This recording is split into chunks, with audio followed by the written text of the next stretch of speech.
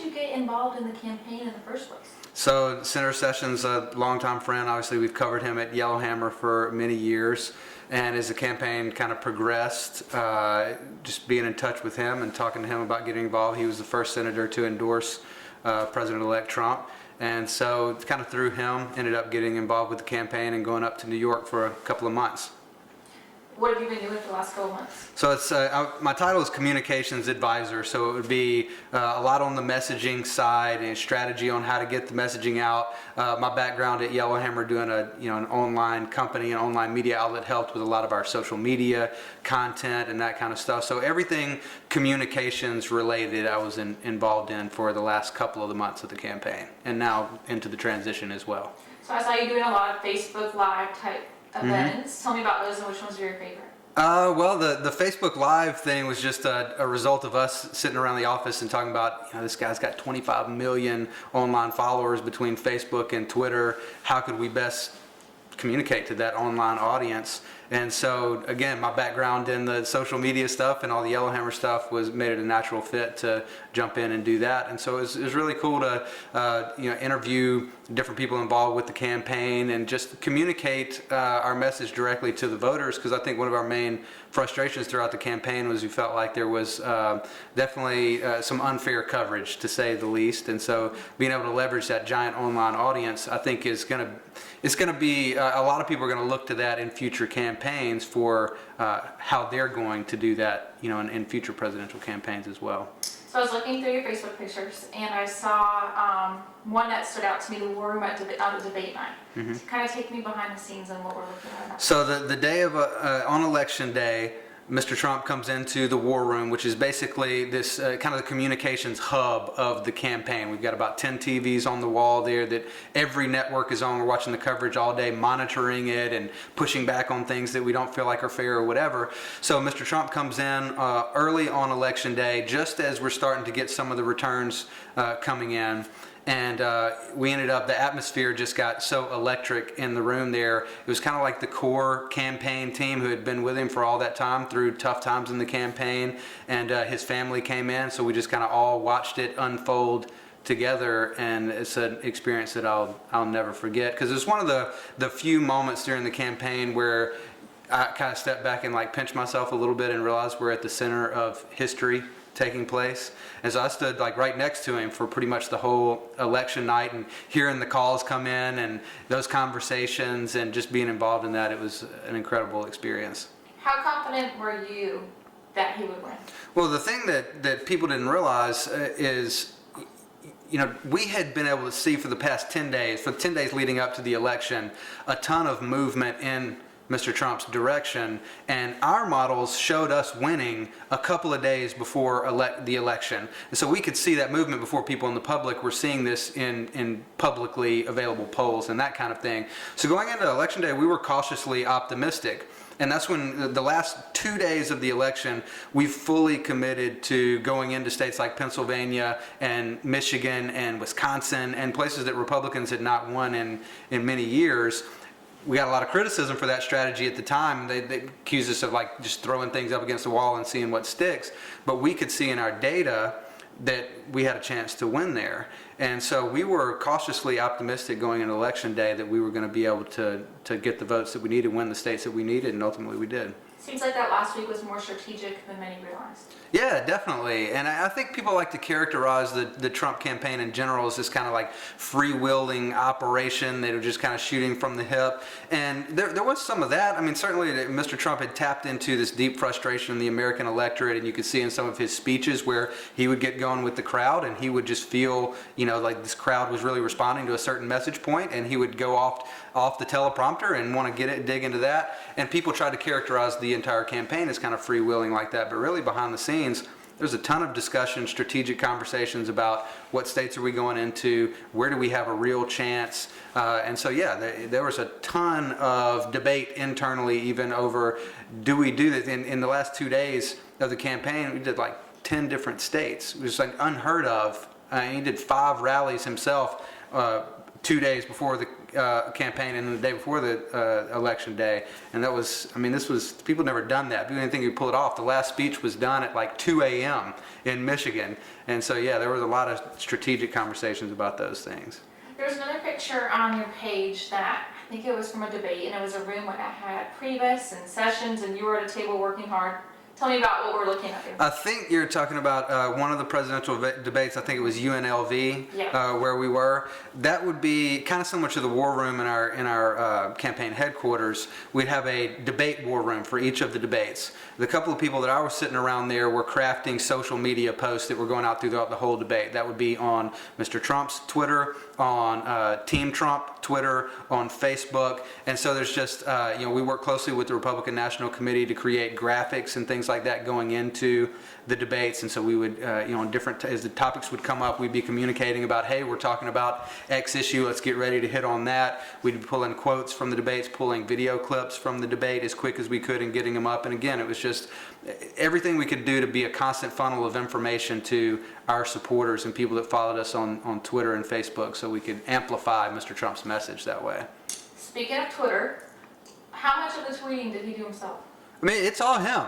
I mean, it is him. I mean, he may type it himself or he may dictate it, but you can rest assured if it goes out on @RealDonaldTrump's Twitter, that is him, 100%. What were your thoughts on some of his tweets and how he used Twitter? You know, it was an extraordinarily powerful medium for us. And the media criticized a lot of the things that he had to say on there, but ultimately it's been proven it worked. I mean, that was an incredibly powerful tool to be able to shape the conversation, direct the national conversation in the way he wanted, because I've never seen anything like it. Someone who could tweet something, and as we're sitting in that war room with the 10 TVs, within a matter of minutes, every single one of those TVs has a screenshot of his tweet up there on the TV. And he used it to our advantage, and it worked. Do you think as he transitions and takes the office, do you think that he'll be using Twitter in the same way? I would imagine that and many other things will change. I mean, as President of the United States, anything you say, the markets could be affected by that. International markets could be affected by that. You know, foreign policy could be affected, geopolitics. So I think there'll be some subtle changes in those things, but I think you can expect him to continue using that medium as a powerful tool to get his message directly to the people. Talk to me about the transition and how that's been and what you've been doing. So similar role in the transitions, all communications related. So right now a lot of our focus is on rolling out cabinet members. And so the way the process would work is President-elect Trump decides, I want to appoint Nikki Haley to be the UN ambassador. So on our end, we then huddle with her and get information on her background and put together a packet that helps roll that out. Get people who know her well to be able to go on TV, get ready to go on TV and talk about how great she will be in that role. So just kind of putting together the whole packet surrounding the rollout of cabinet nominees is a big part of what we're doing right now. Talk to me about the transition and appointing Sessions.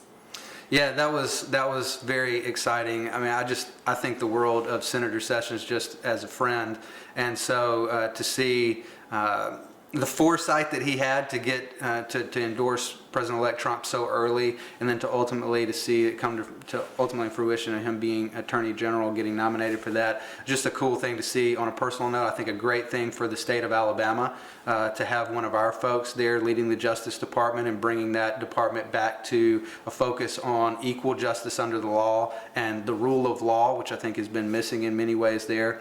And so that night when he found out that he was getting tapped for it, it was obviously a lot of excitement there. And Jeff Sessions is beloved by people in the campaign, like even people who didn't know him before that.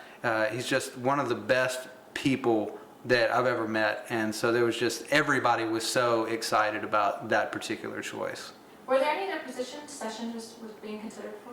I probably shouldn't. I wouldn't want to say that. I mean, if he was, you wouldn't want someone else to get tapped to think they were second choice or anything like that. But I think for him, his background was perfect for Attorney General. I mean, U.S. Attorney, Assistant U.S. Attorney, Alabama Attorney General, and now U.S. Senator, is somebody who's committed his life to the rule of law constitutional law here in the country, and so I think he's a great fit for that. Just being close to him as a person, I mean, what have you learned about him? Well, throughout this the thing about Senator Sessions that I think really stands out to me is I've met many people who are in powerful positions, I mean, whether they're presidents or senators or foreign ambassadors or whatever they may be, and it's very difficult for someone to be in the public eye or in public office at that level for that long of a time and not be changed by it in some way.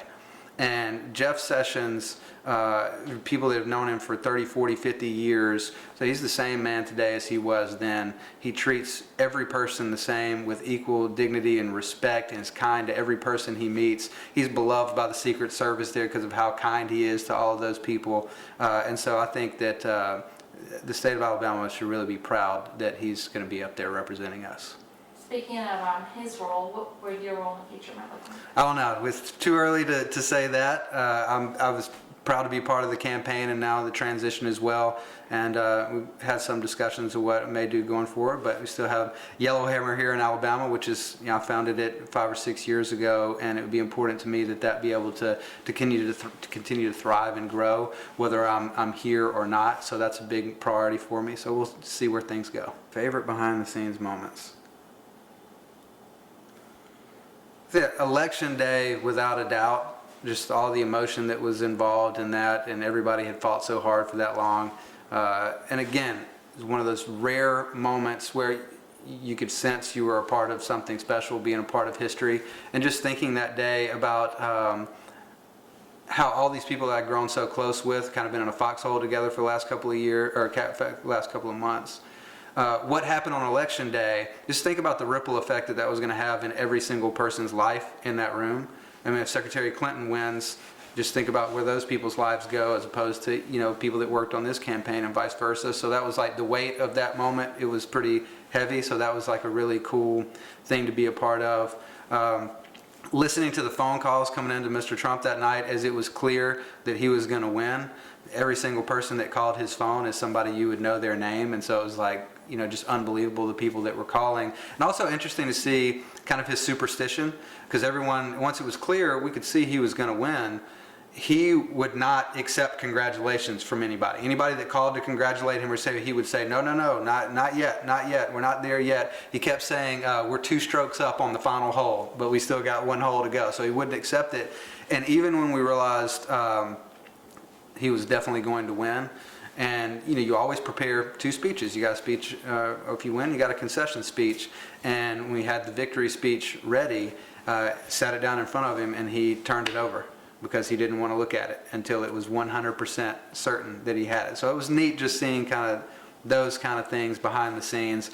I also remember the UNLV debate really sticks out to me because it was on West Coast time. So we're normally on East Coast time. So we get up that morning of the debate, probably about 6 a.m., and work all day through the debate, get on a plane at midnight after the debate back to New York City, fly through the night, get there like 7 a.m., and drive directly from LaGuardia back to the office and work till like midnight that night. It was just 48 hours of just like intense, like nonstop work pretty much.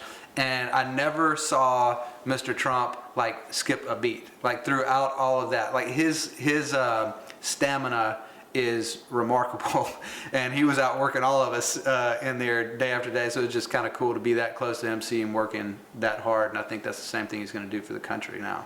What's something you learned about Mr. Trump that everyone else might not see? Well, so similar to Senator Sessions in the way that he treats people, I think the media has created this caricature of Mr. Trump as somebody who, the "you're fired" stuff, and he's just, going crazy. Anything's wrong, he's just going crazy on people, that kind of stuff. The Mr. Trump I saw was a kind and gracious man to the people that worked for him, and I really can't say enough good things about the way that he treats his employees, and even in the building there, people that didn't work for the campaign. We ate pretty much every day in Trump Tower, and even talking to the people that work in the kitchen downstairs, they love Mr. Trump. And you don't have that kind of, you don't get that kind of love and respect from your employees if you don't treat people the right way. And also his family. I mean, you see his kids on TV and they're so well spoken and they come across so just so kind, and that's who they are off the camera too. Just a really great family man.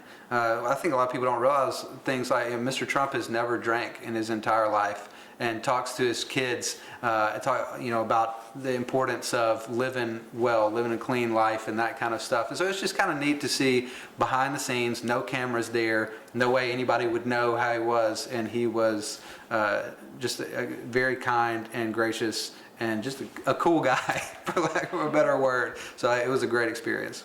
What did his relationship with Priebus look like? So we worked really closely with the RNC in general, and the media tried to make it into something that it wasn't. They kept, that there was like an adversarial relationship there, whatever. It wasn't like that at all. In fact, the Republican National Committee built out the largest ground game in these states that they ever had before, and was a huge part of our victory. And so even in tough times when you saw other people wavering in their support or reluctant to get on board with Mr. Trump, Reince Priebus was there the whole time as one of our biggest allies and advocates throughout the campaign. And so it was no surprise to any of us that he was tapped as White House Chief of Staff, and I know he'll do a great job in that role. Did you ever see yourself? Is this something that you envisioned for yourself, or was it a surprise, or is it? No, I definitely did not envision this. The first thing I ever did in politics was in 2010 when Republicans were trying to take over the legislature for the first time in 136 years. One of my best friends decided to run for the legislature. He was my Sunday school teacher, and neither of us knew anything about politics, really. And I was working in the music industry at the time, and he said, I was trying to get out of the music industry. I was getting married, didn't want to be on the road so much. And he said, well, why don't you come help me run my campaign? So that was the first thing that I ever did in politics. And so then kind of went back to school and finished up my degree at Alabama, and that's when I started Yellowhammer as my personal blog, and it just kind of exploded from there.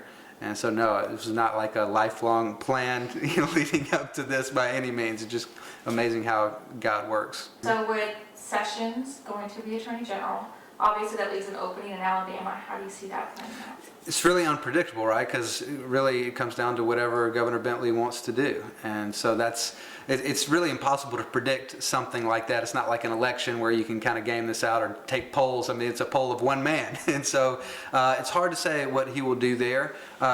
My sense is that he would probably want to appoint someone and then let the election be in 2018 in the midterms. It was likely give his appointee the best chance of winning re-election. Because if you shrink that time frame, if they appoint him and they had to do a special election quickly, make it a lot more difficult for them to stay in. My guess would be he would want this to be kind of a legacy pick for him, somebody he could say, I tapped that guy and he went on to serve for, many years from now.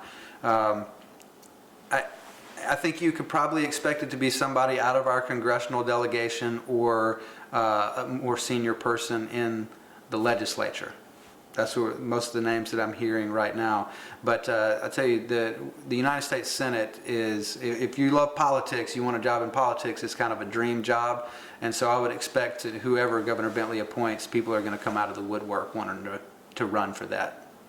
Have you been privy to any discussions about the Supreme Court and where Bill Pryor may stand? Just very preliminary things on that. Right now, a lot of the focus in the transition is the cabinet and senior White House staff, those type of things.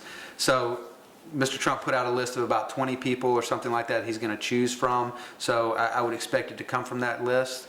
And Bill Pryor is someone whose name comes up very frequently in any conversation surrounding the Supreme Court. So I would expect that when the time comes to really get down to looking at that his name will be near the top of the list. Do you think that Trump will hold to all the promises he made in the campaign? I think the things that he was very specific about, here's in my 100-day plan of what I'm going to do, those things are already happening right now. Those things are already, the preparations are already being made for some of those things. Now, as he gets into office and understands more of just all of the lay of the land and different things, and he's going to be surrounded by the best and brightest advisors in the world. One of the things I like about Mr. Trump is he's actually willing to be convinced if he's wrong. And so I think that there will be some things that will undoubtedly change, as there would be with anyone who gets in that position and gets great advice. But in terms of core convictions, he wouldn't have run the way he did if he didn't believe those things. I mean, he ran against the establishment and against all odds in many ways. There were other more convenient political positions to have on a lot of these issues, and so I would expect him to really stick to his core convictions on these things. Being on his media team, how accessible do you think he will be to the media?